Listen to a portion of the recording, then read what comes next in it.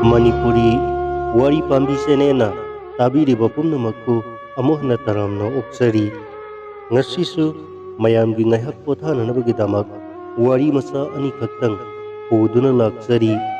ahanbagi warimacha sigi maming Ningthina Fjkhrba Urok haiba warimacha sini warimacha se hana taminarasi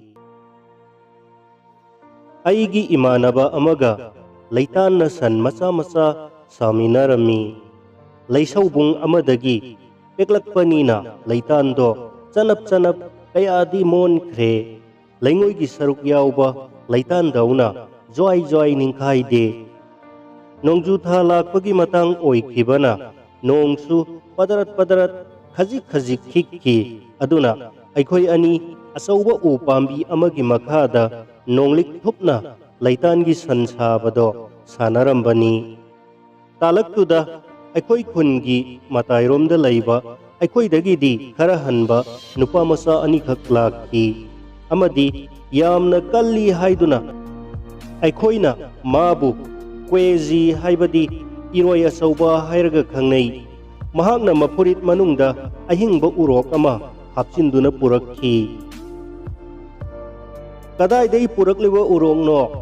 ꯑꯩꯒ ꯁꯥꯟꯅꯃꯤꯟꯅꯔꯝꯕ ꯏꯃꯥꯟꯅꯕꯗꯨꯅ ꯀ꯭ꯋꯦꯖꯤꯗ ꯍꯪꯈꯤ ꯅꯪꯒꯤ ꯅꯥꯎꯔꯤꯅ ꯀꯥꯞꯂꯛꯂꯤꯕ꯭ꯔꯣ ꯍꯣꯏ ꯄꯨꯈ꯭ꯔꯤ ꯃꯄꯥꯟꯗ ꯑꯩꯅ ꯀꯥꯞꯊꯔꯛꯄꯅꯤ ꯑꯇꯣꯞꯄ ꯅꯨꯄꯥ ꯃꯆꯥꯗꯨꯅꯁꯨ ꯍꯥꯏꯔꯛꯈꯤ ꯑꯩ ꯑꯃꯨꯛꯇ ꯌꯦꯡꯒꯦ ꯂꯧꯊꯣꯔꯛꯎꯅꯦ ꯑꯩꯅ ꯀ꯭ꯋꯦꯖꯤꯗ ꯍꯥꯏꯈꯤ ꯀ꯭ꯋꯦꯖꯤꯗꯣ ꯌꯥꯅꯤꯡꯗꯕ ꯃꯥꯜꯍꯜꯂꯝꯃꯤ ꯑꯗꯨꯕꯨ ꯑꯀꯣꯟꯕꯗꯗꯤ ꯎꯆꯦꯛꯇꯣ ꯃꯐꯨꯔꯤꯠ ꯃꯅꯨꯡꯗꯒꯤ ꯄꯨꯊꯣꯔꯛꯈꯤ ꯃꯈꯣꯏꯅ ꯎꯆꯦꯛꯇꯣ ꯄꯥꯏꯈꯤꯗꯅꯕ ꯎꯔꯤꯅ ꯄꯨꯟꯁꯤꯜꯂꯛꯂꯝꯃꯤ ꯑꯩꯅ ꯎꯆꯦꯛꯇꯣ 이khutna hek laubaga mabu nungsiba poglakhi kayada ningthijakhrabano sangomgumna ngauraba magi matusing nungsiba pokna sanglai murainaba masin amadi makhong aina khanki urok ama loijaba phanglabadi kayada penjagani aidi sa usek loijabase yamna pamjai matamaduda aigidi hui amane hawdong amane aduga achauba yenbi amane loiribani yenbi dudi marum tara mari koli madudagi olakadaba yanau macha singdo ngaiba horakrabani adubu khudaktugi oinadi kweji gi Fjkhrba urok ado aigi oijarabadi haiba natana aingonda atai karimata sangkhide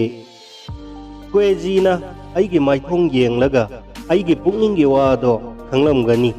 mase nang loiba pambra aina hanglakhi aina o pami aina yangna khumki aingonda pirodana adubu yaine adubu mahut sinba oina karino khara di piba taido aidi surup masai tara pami aiga tinaba imanaba singi maraktadi surup thakpa kanamata yaudi kweji hoidi aikhoidagi halli makhoidi lona surup thaknarabani as urok tubudi yamna pami adubu aigidi surup amata sulaiti aina khumki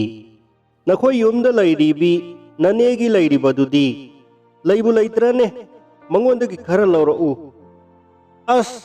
manadi aingonda piusu yaroi lona laubusu ngamloi madu ai ngamloida seloina khara pige paisa na aingonda karimata kanaroi ꯑꯩꯈꯣꯏꯅ ꯄꯥꯝꯂꯤꯕꯗꯤ ꯆꯨꯔꯨꯞꯅꯤ ꯆꯨꯔꯨꯞꯀ ꯁꯤꯟꯅꯁꯤ ꯌꯥꯗ꯭ꯔꯒꯅ ꯌꯥꯒꯗꯕ ꯃꯤ ꯑꯇꯩ ꯊꯤꯔꯨꯕ ꯇꯥꯕꯅꯤ ꯃꯥꯒꯤ ꯋꯥꯔꯤ ꯑꯗꯨꯗ ꯑꯩ ꯅꯤꯡꯕ ꯈꯪꯀꯥꯏ ꯀꯥꯏꯕꯒꯨꯝ ꯇꯧꯔꯛꯈꯤ ꯑꯩꯕꯨ ꯏꯅꯦꯗꯒꯤ ꯆꯨꯔꯨꯞ ꯈꯔ ꯍꯨꯔꯥꯜꯂꯨꯗ꯭ꯔꯅꯦ ꯃꯗꯨ ꯂꯥꯟꯒꯅꯤ ꯆꯩꯗꯨꯝ ꯆꯥꯕ ꯁꯣꯏꯔꯣꯏ ꯑꯗꯨꯗꯤ ꯐꯔꯦꯅꯦꯀꯣ ꯅꯨꯄꯥ ꯃꯆꯥ ꯑꯃꯗꯨꯅ ꯍꯥꯏꯔꯛꯈꯤ ꯑꯗꯨꯒ ꯀ꯭ꯋꯦꯖꯤꯅ ꯏꯈꯨꯠꯇꯒꯤ ꯎꯔꯣꯛꯇꯣ ꯂꯧꯈꯤ ꯎꯆꯦꯛꯇꯨꯅꯗꯤ ꯑꯩꯕꯨ ꯊꯥꯗꯣꯛꯅꯤꯡꯗꯕ ꯃꯇꯥꯒꯨꯝ ꯇꯊꯛ ꯃꯁꯥ ꯈꯞꯂꯛꯈꯤ ꯑꯩꯒꯤ ꯃꯤꯍꯨꯟ ꯆꯦꯟꯈꯠꯂꯛꯈꯤ ꯎꯔꯣꯛꯇꯨꯕꯨ ꯑꯩꯒꯤ ꯑꯣꯏꯍꯧꯕ ꯐꯪꯖꯅꯅꯕ ꯖꯣ ꯎꯄꯥꯏ ꯇꯧꯗꯕ ꯌꯥꯗꯦ ꯍꯥꯏꯕ ꯈꯛꯀꯤ ꯋꯥꯈꯜꯅ ꯑꯩꯕꯨ ꯂꯥꯛꯍꯜꯂꯛꯈꯤ ꯑꯩ ꯀꯔꯤ ꯇꯧꯒꯦ ꯏꯇꯥꯎ ꯑꯩꯅ ꯏꯃꯥꯟꯅꯕꯗꯨꯗ ꯍꯪꯈꯤ ꯃꯉꯛ ꯄꯩꯊꯣꯛꯂꯒ ꯑꯩ ꯏꯁꯥꯅ ꯂꯦꯞꯆꯧ ꯍꯥꯏꯔꯛꯈꯤ ꯀ꯭ꯋꯦꯖꯤꯒ ꯃꯥꯒꯤ ꯃꯔꯨꯞꯇꯨꯒ ꯎꯔꯣꯛꯇꯨ ꯄꯨꯗꯨꯅ ꯆꯠꯈꯤꯔꯝꯃꯤ matam adu phauba urok adudi aibu kaurpagum masa khappa leplamdri khangaudana ai khangba ngamlakhide yare yare aina lauki yanarase urok to poraklo ai surup porak lagi ai yumda selaga sumdring dalan mathakta lairiba inegi lairik uputamna sangsinki laitan itai itai riba ikhutna surup yauriba kauta do hangdoklaga chap chana surup macai tara masing thiduna lautorakki maduna kauta do ihang hanghaure kauta do sectionna hanagi mafamda amuk thamjillamlaga ai nupa masa sing aduna aibu ngaihoriba adomda amuk selakki sida lairese kwezida aina haiki surup macai tara ni mahakna aingonda urok to sinarakki asumna ni aihakna malem asida khwaidagi fajaraba urok amagi chauthokcharaba mapu oirakkibasi ai imanabaduda amuk unarasi hairamlaga usek to yumda purakki amanba upu amada wachet khara thajillaga makol ama sembiraga machinja khara su thabire adudagidi numit taslaktuna numidangi chaklen thonggadawriba chaksanglomda ngangna saknawagi konjel tarakri phauba nungsijaraba usek adubu yengna phamduna laiki chak toklaga ai urokki manakta amuk chatki adubu ikan kanadana aigi churup huraliba kanano haiduna inena sai thanglakpagi konjel tarakki mana aihak khak natana imungi miyoi khudingmakta mathang mathang hangki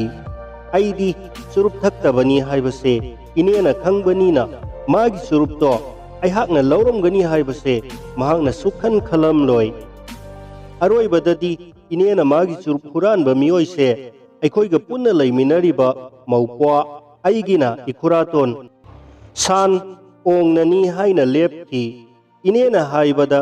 surup yauba kokta aduda laikhom tairami mado kuratona ayuk nga phaba chatlubada makhutta tairakhiba laikhom oigani sini adudagidi inena kuratonbu chaitharakhiba sidi atabana kuraton se bengta lut taurubagum ningani as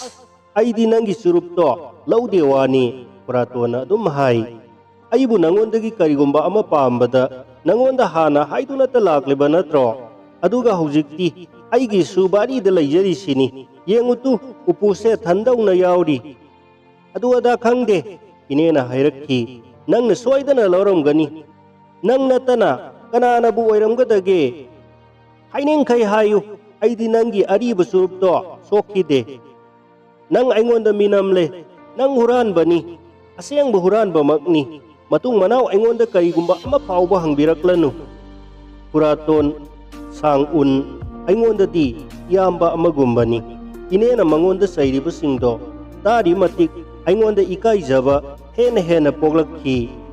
aina taukhibana maram oiraga kuratonbu minam soriba kuran basibire asuk chawbo wathok oirakani haibadudi aina khalludragasu asengba huran badudi aihakni haujiksu aihakna tumin laisilagadi minamba haibadu oiroidrane tumin laisinbasisu minam soriba makal ama natrabrane inena kuratonda jaiba lepkide maduna kuraton sang unbu hena sawalhale haibado ai khangki kuraton gi mamaido isap mukkana nganglakre ineda khangaudana ka thomjilakadra haibagi nungsa thirakhi adumna ka thoknabadi kari sani ai makoine lairiba ka aduda chensilaga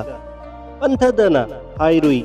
aibu ngakpiu ine nangi surup lauthokpado ainani kari haiba inega kuraton gana chap manana hairakhi surup masai taraga onagadaba urok ama paman khraduna laukhibani urok to aina loidaba yade khankhibanani makhoida aigi itaudo khangbinanaba mawongda aina haikhi imai pema sigumba wadi kanana kadaida tanakhre inena lauraki urok hanubi amagi damak huranba onba kuratonsu saibaduda pangsilai huranba masanida Urok hanubi amakaki nangbu ikui kaiyadra. Aina khumjaki adumna haibinu masidi yamna ningthiba fajaraba urok amani.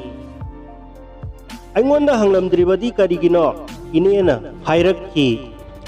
Nahangna yarakloidra pakhatkibanani. Yare yare asengba haibagi mathawna laitaba mi adudi miki thisu aduga minamba amasuni. Asumna ay amuk hana tawjararoi aina haiki. Fare fare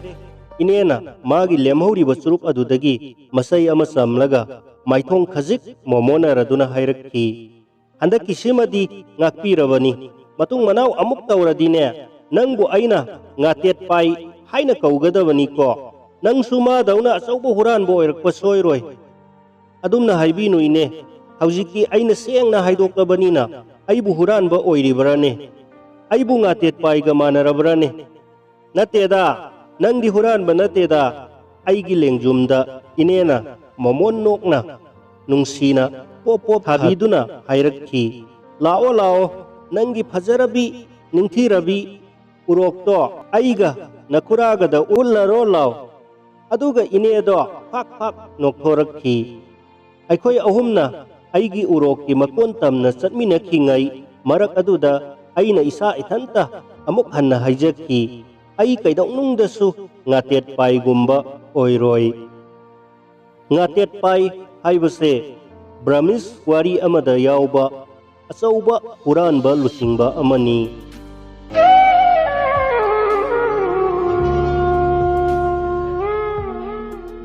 Hauze amuk aroi boina miyamda lukhrabi masa Chandra Kangnan haiba phungawari tentakpa amadanga khudol tamjri maslimadanga taminakisi. Mathai thaina mamangai gi warini lukhrabi amaga magi Chandra Kangnan kauba yamna tonanba masanupa amaga leirami. Chandra Kangnan maminga sanana masa yamna nali adubu imungi kanagadaba thabakti kaya suninglamde. Nongodi Chandra Kangnana mamada hairei ima kairoi lakpagi masanupi ngangbiton se aigidamagda khara haibiru. Mamana kairoi lakpagi da satlaga masa Chandra Kangnana masanupi ngangbiton pibiyu haijarure. Adubu kairoi lakpana aduk tanba aduk tonanba nasanupa aduda isanupi piba ngamloy haiduna tathi saibiraga kanthokpirakhi. Adu oirabasu masanupagi sakrida ani ahumlak hanna satuna haijarore. Yabirakpa kaubadi marai khidre. Ikaibasu apata manangle. Adudadi mina laksaba yadaba Chandra Kangnana ngangbitonbu soidana laudabadi maraurage haiduna wasakre.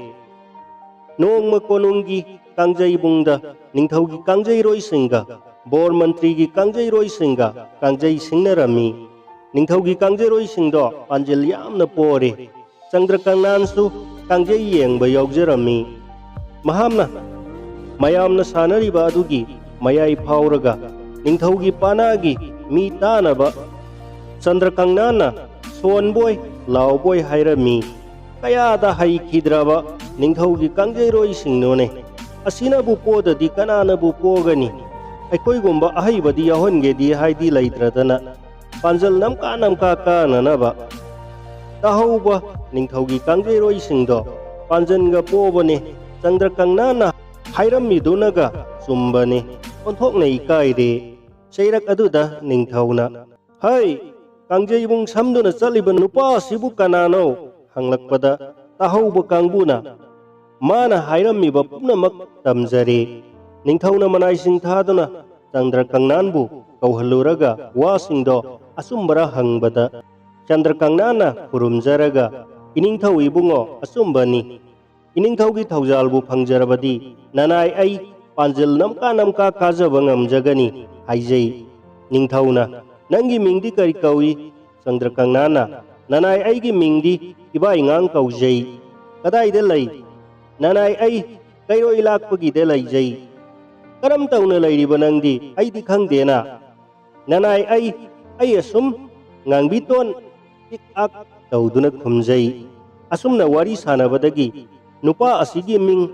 ibai ngang kawi kayoi lakpagida masanupi ngang biton lauduna yawong induna lay haibase ningthauna khangladuna fare ibai ngang nang hayengdagi aigi panada yawbu tare hayeng ai dolaireng tharke konungda karau haibire numit taraduna kangjai loisille ahing aduda sandra kangnan kayoi lakpagi thongal lonsindringaida usinna sinna ingkhol manungda sangduna leihore mayam tumna himna khrabada ngangbiton mata amaga loinana kari kari sithauba yengsinanaba ningol kagi thong hangdoktuna mapal thokringaida sandra kangnan imungda kok sangkhre aduga ngangbiton gi kangkhada sangduna lotkre sandra kangnan ahingdo tumpham safam khangdana lele nonga laga ngangbitona haugatuna thaba engkhang nomba thokringaida sandra kangnan kangkhadagi thoraklaga phayup chingkhatuna ngangbiton gi phamungda nakoktuna tumkhre ngaihak leiraga ningthaugi dolaireng mayam kairoi lakpagi thonganda dolai thanamlaga sanglakle ibai ngangbu lengkhalabara hanglakpada kairoi lakpado ungangakre lakpana lakpibu lakpina lakpabu ai taktana lona thamliba maya oire haiduna singnakhi thinarubada chandra kangnando ngangbiton gi phamungda hiptuna leiba thengnarure chandra kangnan su hogalakle masagi wa hangpham thoi haiduna thabak suduna leiribi masanupi amata poksa bi ngangbiton kaurure ngangbiton su pungak ngakre tawribu matawado ubada ikai man khraduna mama mapana hangbaga amata khumdre oh isana maranai thijaba imha koire fare isana khoida zarabani na karam tawni madu mangaire haiduna tumin leinare kairakpana sandra kangnanda ibungo iningthauna kaurare chalu chalu iningthaugi yathang hiktok phade haiduna ipa phajana wa tensinare sandra kangnana ikuboku mai pakcharake haina khurumjaram laga dolai tongduna sana konungka kre numit aduda sandra kangnan ningthaugi pana da kangjei yaure mathai ge nungaire marai baka leire mahakna mathantana panjil namjan challe angakpa phangna kangjei sanarakle mayam pumna makna thagatnare panjal puwabata nanglaklaba ningthaugi pana do numit adudi thoire ningthau mapukning penjare ningthaugi maikaidagi awang awun tamduna yamna sauna sandra kangnan ngangbiton ani luhongbire ningthaugi laucha phangduna ningthaugi angam mathau oiduna lukhrabi macha chandra kangnan ngangbiton lauduna nungaina pankhi siba kidaba mina tauba thabak mangal oidaba leite haibagumna siba kidaba lukhrabi macha chandra kangnan mana ningba thungjakhi